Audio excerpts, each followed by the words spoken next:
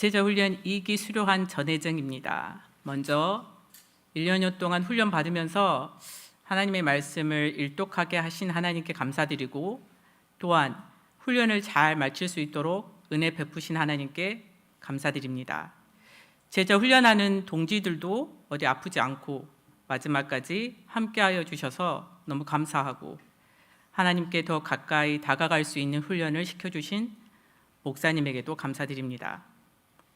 제자 훈련을 시작하기 전 저에게는 갱년기라는 인생의 어느 전환점에 와 있었고, 수년간 해온 신앙 생활인데도 나에게 남은 것은 성령의 열매들인 사랑, 기쁨, 평화, 인내, 호의, 선의, 성실, 온유, 절제보다는 육신의 정욕으로 인한 분노뿐이라는 것에 놀랐고, 하나님의 말씀 안에 왜인지를 발견하고 싶어서 제자 훈련을 시작하게 되었습니다. 내가 만난 예수 그리스도를 향한 주는 그리스도시요 살아계신 하나님의 아들이시다 라는 신앙 고백이 나의 삶에 과연 있었던가 라는 선명하지 못한 기억 속에서 시작하였지만, 가랑비에 옷이 젖듯이 내 신앙생활 가운데 하나님의 은혜로 예수 그리스도로 인하여 성령의 능력을 따라 내 마음을 만지시고 격려하시고, 때론 그런 선택은 하지 않았으면 좋겠다라며 늘 제 곁에서 계시는 하나님을 체험하게 되었습니다. 하나님과 매일 만나는 시간을 정하여 두고 하나님과 교제하기 위한 훈련을 하기 위해 새벽에 일어나 말씀 앞에 앉아보지만 결국 졸다가 맞춰질 때가 많았습니다. 하나님과 매일 만나는 교제 생활을 통해 내가 누군가를 발견해야 하는데 결국 육신이 피곤해 지쳐있는 나의 모습만 보였지요. 그런데 예수님도 바쁘고 피곤한 가운데에서도 결코 기도 시간을 게을리하지 않으신 모습을 훈련을 통하여 배웠습니다. 그리고 기도도 전략적으로 기도 맵을 만들어 기도해야 된다는 것도 배웠습니다. 경건의 시간 동안에는 주어진 하나님의 말씀을 가지고 내용을 관찰하여 그 말씀을 연구하고 묵상하고 거기에서 느낀 점을 찾고 결단과 적용하기까지 해야 하는 훈련을 받았습니다. 말씀을 읽는 것에 늘 머물렀던 저에게는 연구하고 느낀 점을 찾고 적용하기까지는 매우 힘든 일이었습니다.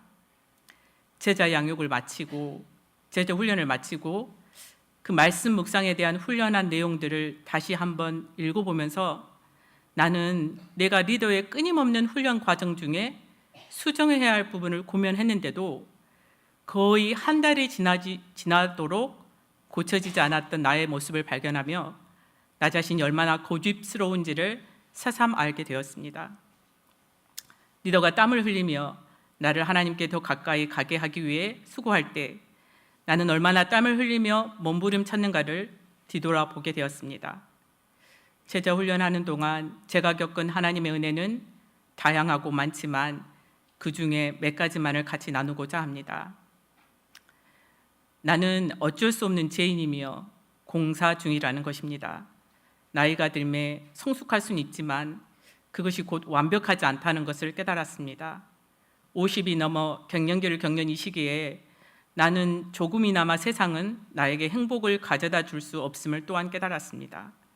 12년 동안 혈류증을 앓던 여인이 어떤 의사도 그녀의 병을 고쳐줄 수 없었던 것을 알고 예수님께 나아갔던 것처럼 나도 먹고 살기에 급급했던 젊음의 때, 12년 전에 릴리를 낳고 아주 행복했었던 때, 지금 나의 삶은 예수 그리스도와 하나님의 말씀을 의지하지 않고는 해결할 수 없는 여러 가지 일들에 더 예수님께 나아가야 함을 깨달았습니다. 우리는 다 양 같아서 그릇 행하여 각기 제 길로 가거늘 여호와께서는 우리 모두 죄악을 그에게 담당시키셨도다.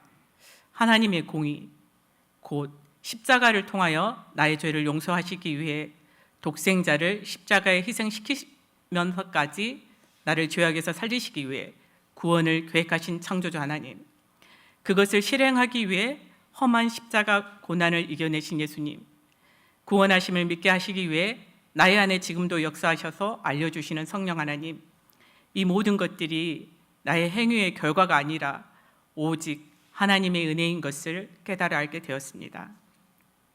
훈련하는 동안 귀신 들린 아이를 고치지 못한 제자들의 모습에서는 3년 동안 동거동력하면서 능력이 많으신 그 당시 슈퍼스타였던 예수 그리스도의 명성에 의기양양해 있는 제자들의 속이 차지 않은 겉모양만 그럴싸한 공갈빵 같은 믿음을 보며 나의 한계도 들여다보는 시간을 가졌습니다.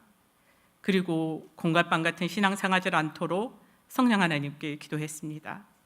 한 바리새인이 예수님을 예식사에 초대하고 난 후 잡수시기 전 손을 씻지 아니함으로 인해 논쟁이 있을 때 겉으로는 예수님을 점심에 초대하여 대접하지만 그의 의도, 즉 사람들에게 보이려고 하는 형식적인 바리새인에게 예수님께서 속도, 겉도 지으신 이가 창조주 하나님이시라는 것을 말씀하시며 그들을 책망하는 말씀에서 나의 겉과 속을 들여다보는 시간을 가졌습니다.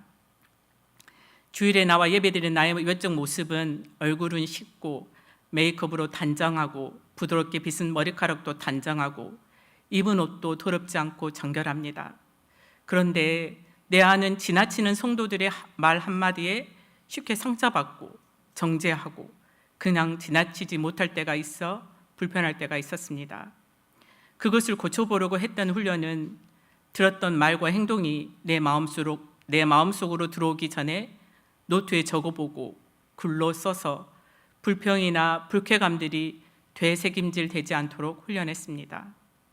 기도 훈련 과정에서 나 개인, 가정, 교회, 직장에서의 수많은 일거리들로 인해 기도의 시간이 미뤄지는 것을 보며 개인의 삶이 활력을 찾기 위해, 가정이 예수 그리스도 안에서 건강하게 되길 위해, 교회가 사역 중심이 되지 않기 위해, 그리고 성도의 교제 가운데 불편한 일들이 생기지 않기 위해 기도가 먼저 우선되어야 함을 깨달았습니다.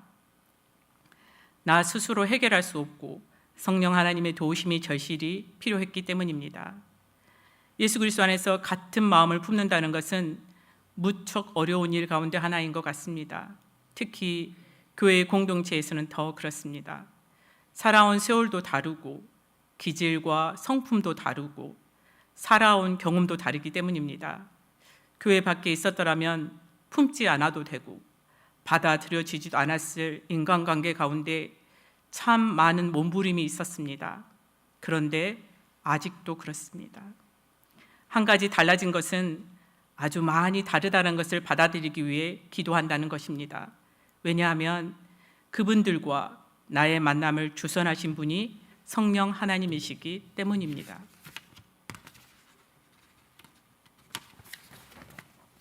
유독 2024년도에는 천국 황송 예배가 많았습니다. 교회 안에서 오랫동안 알고 지내왔던 분들이었기에 더욱 마음이 아팠습니다. 나를 비롯해 세상 속에 사는 자들은 언제 하나님께서 우리를 거두어 가실지 모릅니다. 그런데도 나를 포함하여 우리의 마지막 숨을 거두어 가실 그 창조주 하나님을 기억하여 예배하며 진심으로 애써 그 하나님을 찾지 않는 것 같습니다. 예수님의 재림과 성도의 부활을 성경의 말씀을 잘 이해하고 숙지하여 하나님의 소망의 말씀으로 서로 나누고 위로하는 훈련도 했습니다. 결론적으로 나는 아직도 공사 중인 죄인이라는 사실입니다.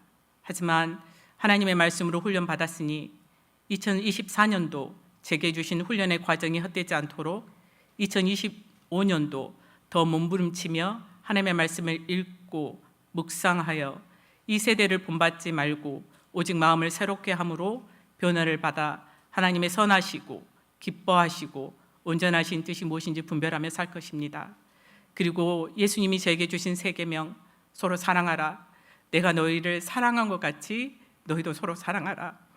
너희가 가서 서로 사랑하면 이로써 모든 사람이 너희가 내 제자인 줄 알리라니 말씀으로 제자인 삶을 살도록 노력할 것입니다. 감사합니다.